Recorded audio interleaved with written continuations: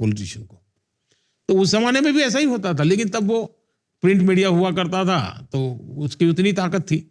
आज सोचे तो थोड़ा बहुत तो पहले भी था, आज भी है।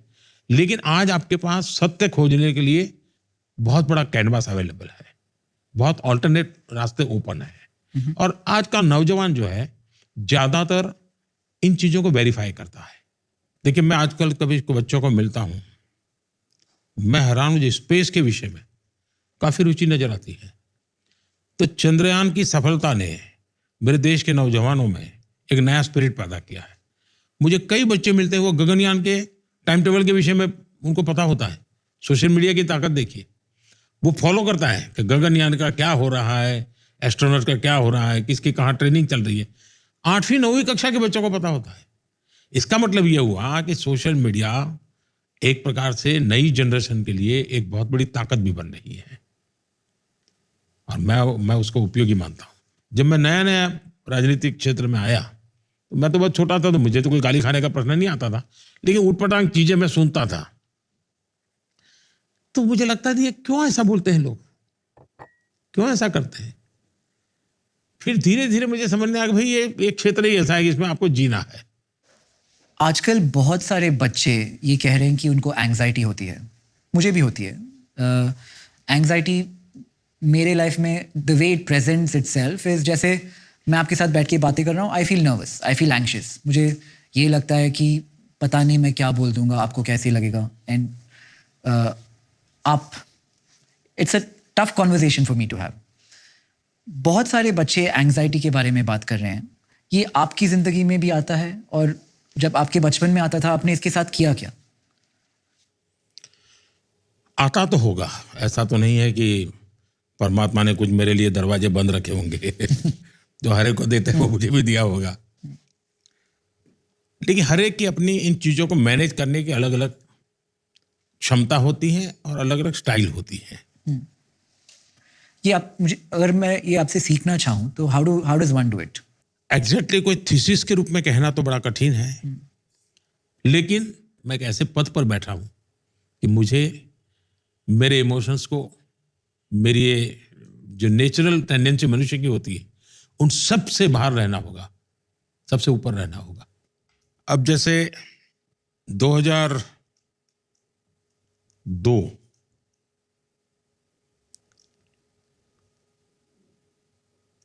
गुजरात में चुनाव था। अब मेरी जिंदगी का वो सबसे बड़ा कसौटी थी। वैसे मैं, मेरे जीवन में करीब करीब चुनाव जीतने का अवसर मुझे बहुत मिला है, लड़ा तब भी और लड़ाया तब भी। तो मेरे जीवन में न टीवी देखा, रिजल्ट आ रहे थे, कुछ नहीं। 11-12 बजे मेरे घर के नीचे सीएम बंगलो के बाहर ढोल की आवाज आने लगी और मैंने लोगों को कहा 12 बजे तक मुझे कुछ जानकारी मत देना। फिर हमारे ऑपरेटर ने चिट्ठी भेजी कि साहब आप 2/3 बहुमत से आप आगे चल रहे हैं वगैरह। तो मैं नहीं मानता हूं कि कुछ मेरे भीतर कुछ नहीं हुआ होगा, लेकिन उसको ओवर पावर करने वाला मेरे पास कोई थॉट था। तो मेरे लिए वो रेस्टलेसनेस का हो, एंग्जाइटी का हो, अलग हो गया। उसी प्रकार से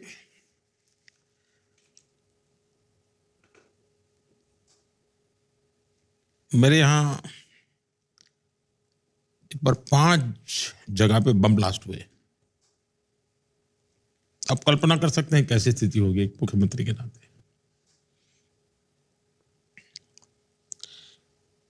तो मैंने कहा मैं पुलिस कंट्रोल रूम में जाना चाहता हूं। तो मेरे सिक्योरिटी वालों ने मना कर दिया कि साहब अभी पता नहीं कहाँ क्या पड़ा होगा और आप कहाँ जा रहे हैं। मैंने कहा जो भी होगा मैं जाऊंगा। वो बड़े परेशान थे कि ये आखिर करके मैं आकर के गाड़ी में बैठ गया। तो वो चलती, मैंने कहा पहले अस्पताल जाऊंगा। नहीं, बोले साहब अस्पतालों में भी बम फुट रहे हैं। मैंने कहा जो होगा होगा, मैं जाऊंगा। तो मेरे भीतर उसको आप कह सकते हैं कि रेस्टलेसनेस होगा, एंग्जाइटी होगी, लेकिन मेरा तरीका ये था कि मैं अपने मिशन के साथ खप जाता था। तो मैं उसको अलग रूप में अनुभव करता हूं, शायद मुझे उसमें जिम्मेवारी का भाव आ जाता है। मैं 24 फरवरी 2002 को जीवन में पहली बार एमएलए बना, हम्म, 24 फरवरी 2002। हम्म, 27 फरवरी पहली बार मैं असेंबली में गया, जीवन में पहली बार विधानसभा गृह में गया। मेरी एमएलए की आयु 3 दिन थी और अचानक गोधरा में इतना बड़ा कांड की खबर आने लगी, ट्रेन में आग लगी है, धीरे धीरे खबर आई मरने को। तो मैं बहुत ही स्वाभाविक, जो भी रेस्टलेस कहो जो भी, क्योंकि मैं चिंतित था। मैं हाउस में था, हाउस में मैं निकलते ही कहा, मैंने कहा भाई मैं गोधरा जाना चाहता हूँ। तो मैंने कहा यहाँ से बड़ौदा जाएंगे, बड़ौदा से हम हेलीकॉप्टर लेंगे। तो बोले हेलीकॉप्टर तो है नहीं। तो मैंने कहा किसी का देखो। तो ओएनजीसी का शायद था, तो सिंगल इंजन था। तो उन्होंने मना कर दिया, वीआईपी को नहीं ले जा सकते। मैंने कहा मैं वीआईपी नहीं हूँ, मैं कॉमन मैन हूँ, मैं जाऊँगा। तो बड़ा झगड़ा हुआ हमारा। मैंने कहा मैं लिखित देता हूँ, जो कुछ भी होगा मेरी जिम्मेवारी है, मैं सिंगल इंजन हेलीकॉप्टर से जाऊँगा। और मैं गोधरा पहुँचा। अब वो दर्दनाक दृश्य, इतने डेड बॉडी है, सब आप कल्पना कर सकते हैं। मैं भी इंसान हूँ, मुझे भी सब कुछ हुआ जो होना था, लेकिन मुझे मालूम था कि मैं एक ऐसे पद पर बैठा हूँ कि मुझे मेरे इमोशंस को, मेरी ये जो नेचुरल टेंडेंसी मनुष्य की होती है, उन सब से बाहर रहना होगा, सबसे ऊपर रहना होगा। और जो भी कर सकता हूँ करके मैंने कोशिश की अपने आप को संभालने की। पर जैसे मैं परीक्षा पे, चर्चा पे स्टूडेंट से बात करता हूँ, तो मैं उनको सारा उसका लेसन समझाता हूँ कि भाई तुम दिमाग में से निकाल दो कि तुम कुछ करने जा रहे हो, तुम्हारी रूटीन एक्टिविटी के हिस्सा बनने में ऐसे जाओ, तुम स्पेशल नए कपड़े पहनने की कोशिश मत करो उस दिन। क्या आप ऐसे सोचते हैं कि वर्स्ट केस क्या होगा? वर्स्ट केस मतलब सबसे बुरी चीज क्या हो सकती है? क्या आप वैसे सोचते हैं? जी नहीं, मैंने कभी न जीवन का सोचा है न मृत्यु का सोचा है। देखिए, मैं हिसाब किताब करके जो चलते हैं ना जिंदगी में, उनके लिए शायद होगा, इसलिए मैं शायद इसका जवाब नहीं दे पाऊंगा। क्योंकि सचमुच में मैं आज जहां पहुंचा हूं वहां पहुंचने के लिए निकला ही नहीं था जी। इसलिए मुझे पता ही नहीं है कुछ। मैं जब सीएम बना तो मुझे आश्चर्य था कि मैं सीएम कैसे बन गया। तो मेरे जीवन का ये राह नहीं था। दायित्व आया है तो मैं निभा रहा हूं, उसे अच्छे ढंग से करना ही मेरा मकसद रहता है। पर कोई इस काम के लिए चल पड़ा था ऐसा नहीं है जी। इसलिए मुझे वो हिसाब किताब बैठता नहीं है जी, जो सामान्य जीवन में होता है। मैं शायद इसमें अपवाद हूं, क्योंकि मेरा बैकग्राउंड ऐसा है कि मैं ऐसा कभी सोच ही नहीं सकता हूं। मैंने एक बार किसी ने पूछा था, भी मेरा बैकग्राउंड ऐसा है कि मैं अगर कोई प्राइमरी स्कूल का टीचर बन जाता तो मेरी माँ ने मोहल्ले में गुड़ बेचा होता, गुड़ खिलाया होता सबको कि देखो मेरा बेटा टीचर हो गया। तो मेरा वो बैकग्राउंड था। तो इसलिए मैंने तो कभी ऐसे सपने देखे नहीं थे। इसलिए मुझे कोई ये नहीं होगा तो क्या होगा, ये नहीं होगा तो कैसा होगा, ये सब कुछ चीजें दिमाग में बहुत ज्यादा आती नहीं है जी। जैसे आज आपने पहले कहा था कि सफलता से ज्यादा फेलियर से सीखने को मिलता है। आप ऐसे कुछ फेलियर्स के बारे में बात करना चाहेंगे? जिस दिन चंद्रयान 2 का लॉन्चिंग होने वाला था, मुझे कई लोगों ने कहा था साहब नहीं जाना चाहिए। मैंने कहा क्यों? बोले साहब ये तो अनसर्टेन होता है, दुनिया में हर देश फेल जाते हैं, 4-4, 6-6 बार करने के बाद होते हैं, आप जाएंगे और कुछ हो गया तो मैंने कहा क्या है, अपयश लेने की मेरी कोई जिम्मेवारी नहीं। क्या मैं गया और हुआ ऐसा कि चंद्रयान लॉन्चिंग में हम लास्ट सेकंड बिखर गए। सारे वहां बैठे हुए लोग परेशान थे, प्रधानमंत्री को कहने की हिम्मत नहीं थी किसी की। लेकिन मैं टेक्नोलॉजी की जितनी समझ तो मैं देख पाता था कि हाँ कुछ गड़बड़ लग रही है, नहीं चल रहा है। आखिरकार एक जो सीनियर मोस्ट थे उन्होंने आके मुझे कहा साहब, मैं कहा चिंता मत कीजिए। सभी को मैं नमस्ते किया। मैं रात को 2 बजे कार्यक्रम था वो, मैं वहाँ गेस्ट हाउस में गया, लेकिन मैं सो नहीं पाया। मैंने फिर से करीब आधे पौने घंटे के बाद सबको बुलाया। मैंने कहा देखिए अगर ये लोग थक ना गए हो तो मैं सुबह 7 बजे इनको मिलना चाहता हूँ जाने से पहले, क्योंकि देश को बहुत बड़ा सेटबैक था। लेकिन मैं सेटबैक से रोने धोने करके जिंदगी गुजरने वाला मैं नहीं था। मैंने कहा मैं सुबह गया और सभी साइंटिस्टों को मैंने कहा अगर कोई फेलियर है तो जिम्मेवारी मेरी है, आपने प्रयास किया, आप निराश मत होइए। और मैंने उनका जितना भी आत्मविश्वास जगा सकता हूं मैंने जगाया और चंद्रयान 3 सफल हुआ।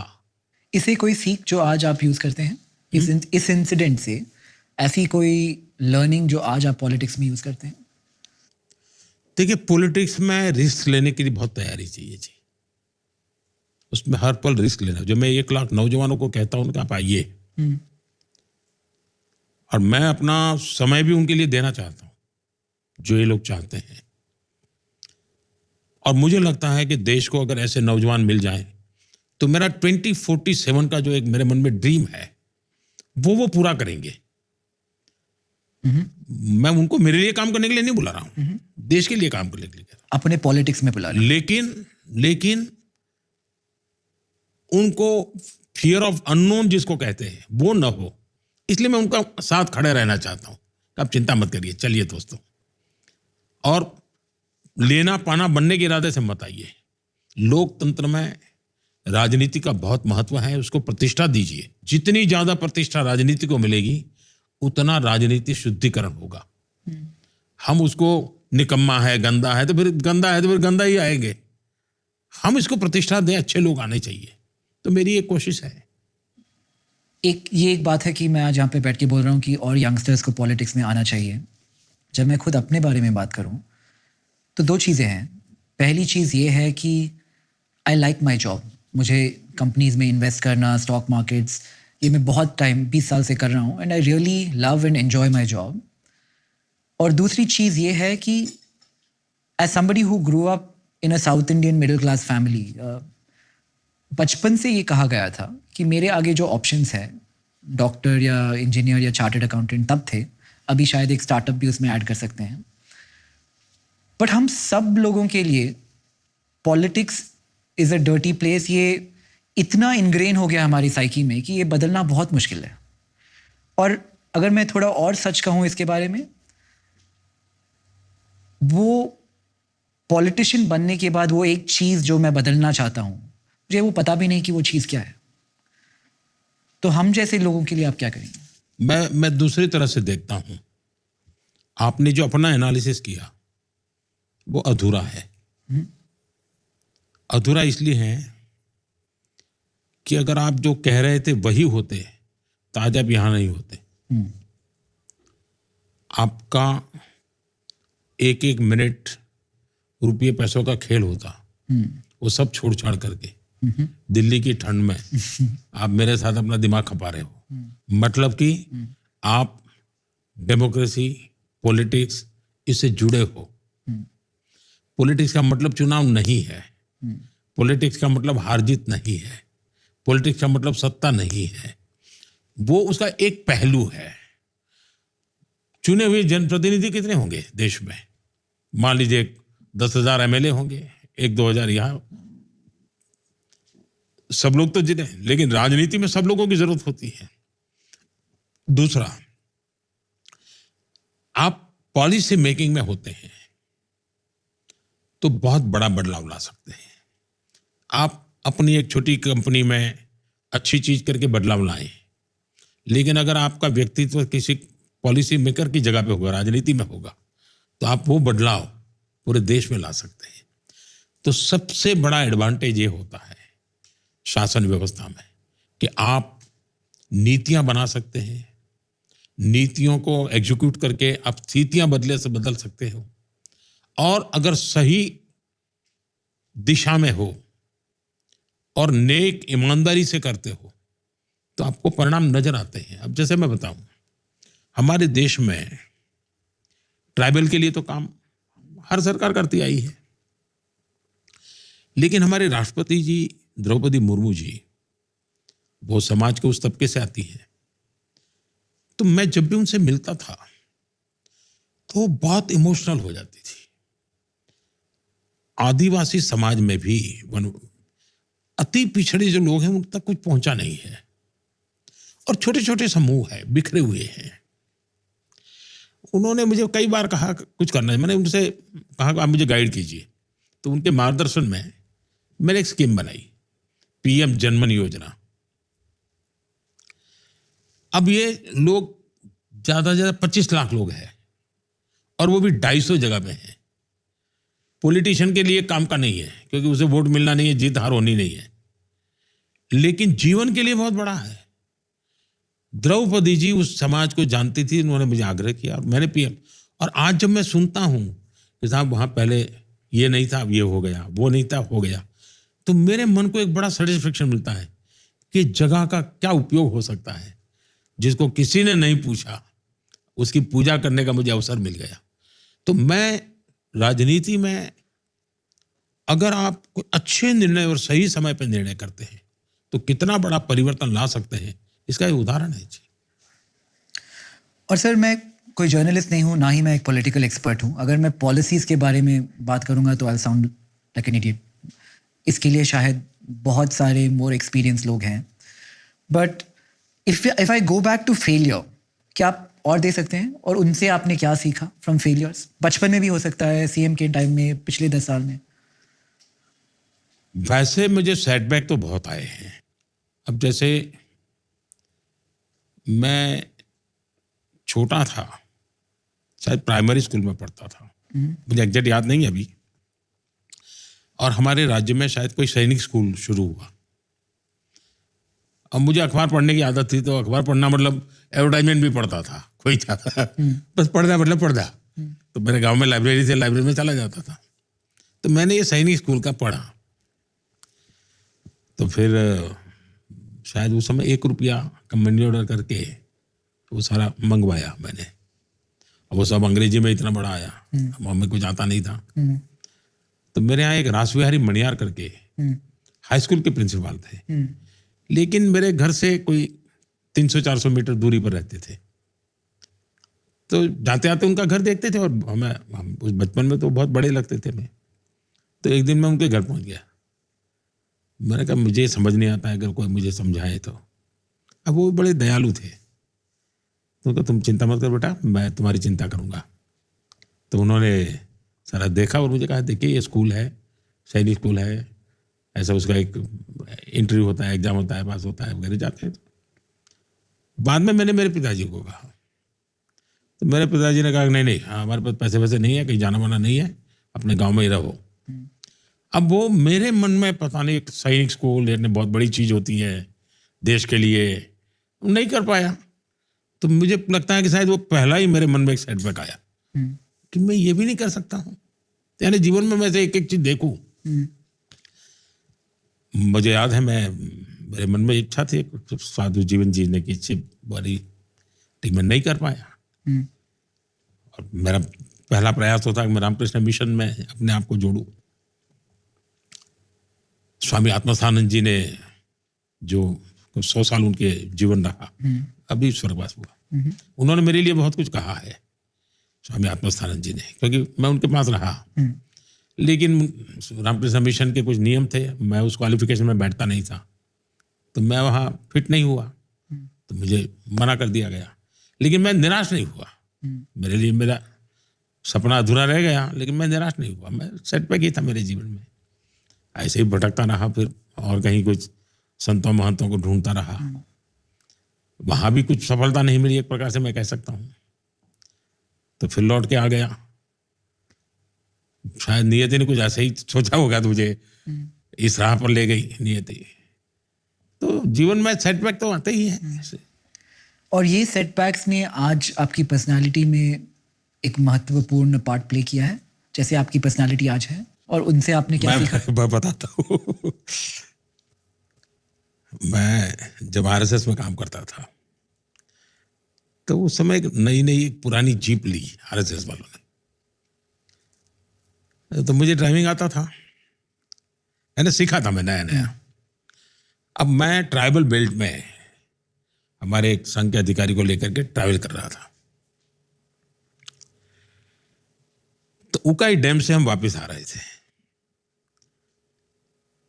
तो काफी ढलान थी, तो मैंने सोचा पेट्रोल बच जाएगा, तो मैंने गाड़ी बंद कर दी और जाएगा नीचे, गाड़ी तो चली जाएगी। मुझे ज्ञान नहीं था कि इसके कारण मेरी मुसीबत कैसी आएगी। व्हीकल अनकंट्रोल हो गया, ब्रेक लगाए तो भी मुसीबत थी, क्योंकि तेज गति एकदम से पकड़ ली। मशीन बंद किया हुआ था तो कोई कंट्रोल ही नहीं था। बच गए, लेकिन मेरे बगल वालों को भी पता नहीं चला कि मैंने ऐसा पाप किया है। लेकिन बाद में मैंने सीखा कि भाई ये खेल बंद करो। तो सीखते हैं, हर गलती से सीखते हैं। तो मैं बिल्कुल साफ मानता हूं कि अनुभवों से ही जिंदगी का जितना ज्यादा संवरना होता है वो अनुभव से होता है जी। और मेरा सद्भाग्य रहा है कि मैं एक कंफर्ट जोन में जिंदगी मैंने बिताई नहीं, हमेशा कंफर्ट जोन के बाहर ही रहा। और जब कंफर्ट जोन से बाहर रहा तो मुझे पता था कि मुझे कैसा करना है, कैसे जीना है। ऐसी कोई specific reason, is there a reason कि आज आप ऐसे सोचते हैं कि आपको कंफर्ट जोन में नहीं रहना है? मैं शायद अनफिट हूं कंफर्ट के लिए, ऐसा ही लग रहा है। बट आपने ऐसे भी सोचा है कि क्यों, आपको क्यों लगता है कि आप अनफिट है कंफर्ट के लिए? मैं जिस जीवन को जी करके आया हूं ना, इसलिए मुझे बहुत बड़ी चीजें है मेरे लिए। मुझे छोटा सा भी मेरे मन को संतोष देता है, क्योंकि मेरा जीवन का जो बचपन का जो व्यक्ति का एक मन तैयार हो जाता है, उससे वो बाय एंड लार्ज उसको लगता है कि संतोष है, बाय एंड लार्ज लगता है संतोष है। क्या आपको ऐसा भी लगता हो सकता है कि comfort comes in the way of achieving your end goal? ज्यादातर तो मैं मानता हूं कि जीवन में कई लोग विफल इसलिए होते हैं कि वो कंफर्ट जोन के आदी हो जाते हैं। जो लोग कंफर्ट जोन से, इवन एक बड़ा उद्योगपति भी अगर रिस्क नहीं लेता है, कंफर्ट जोन से बाहर नहीं आता है, उसके कंफर्ट जोन के लेवल अलग होंगे, तो काल क्रम पे वो खत्म हो जाएगा जी। उसको बाहर आना ही पड़ेगा। और जो जीवन के किसी भी क्षेत्र में प्रगति करना चाहता है, उसने कंफर्ट जोन का आदी नहीं बनना चाहिए। रिस्क लेने की उसकी जो मनोभूमिका है हमेशा उसका ड्राइविंग फोर्स होती है जी। और ये एंटरप्रेन्योरशिप में भी सेम थिंग है, जो ज़्यादा रिस्क ले सके ही डज बेटर। क्या सर आपकी लाइफ में आपकी रिस्क टेकिंग एबिलिटी टाइम के साथ बढ़ रही है? मुझे लगता है मेरी जो रिस्क टेकिंग कैपेसिटी है उसका अभी फुल यूटिलाइजेशन हुआ ही नहीं है, बहुत कम हुआ है। मेरी बहुत रिस्क टेकिंग कैपेसिटी शायद अनेक गुना ज्यादा होगी। इसका कारण है कि मुझे परवाह ही नहीं है। मैंने अपने विषय में कभी सोचा ही नहीं है जी। और जो खुद के लिए नहीं सोचता है उसके पास रिस्क टेकिंग कैपेसिटी का कोई यानी बेहिसाब होती है। मेरा केस ऐसा है। अगर आप आज के दिन, आज मैं ये नहीं हूं, कल ये नहीं रहूंगा तो मेरा क्या होगा, कोई लेना देना ही नहीं है मेरा तो। अगर आज आपके दिन में किसी चीज के बारे में नहीं सोचे, zero fear, not afraid of anything, और एक ऐसा डिसीजन लें जो आप अदरवाइज नहीं ले रहे हैं because of structure, construct, government, all of that, वो एक चीज क्या होती?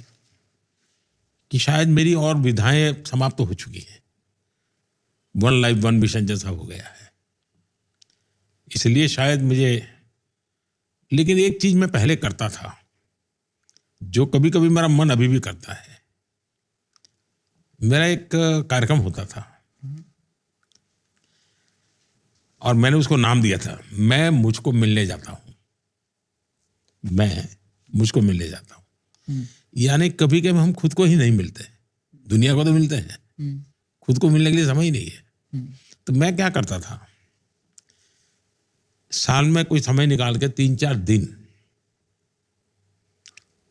मेरी जितना जरूरत है उतना सारा लेकर के चल पड़ता था और उस जगह पे जाके रहता था जहां कोई मनुष्य ना हो, कहीं पानी की सुविधा मिल जाए, बस ऐसी जगह में ढूंढता था, जंगलों में कहीं।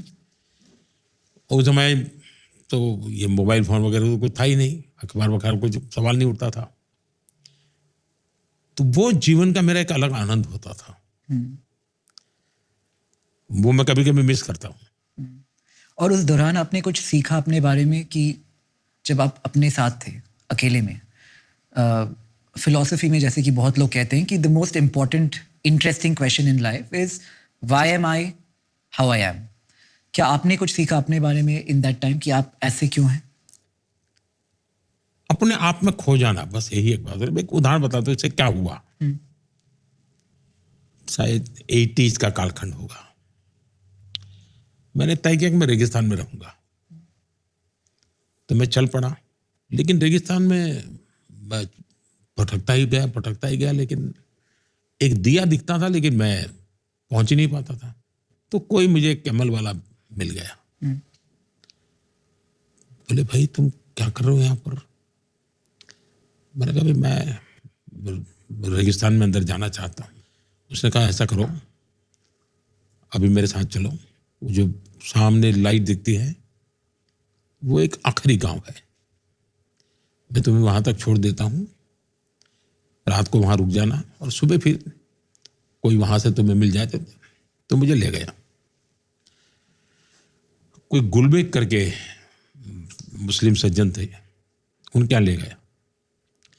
अब वो छोटा सा गांव धोरड़ो, जो पाकिस्तान की सीमा पर भारत का आखिरी गांव है, उसका 20-25 घर, तो सभी मुस्लिम परिवार। तो आतिथ्य सत्कार तो हमारे देश में है ही है। उनका, भाई बच्चे तुम आओ भाई। मैंने कहा, नहीं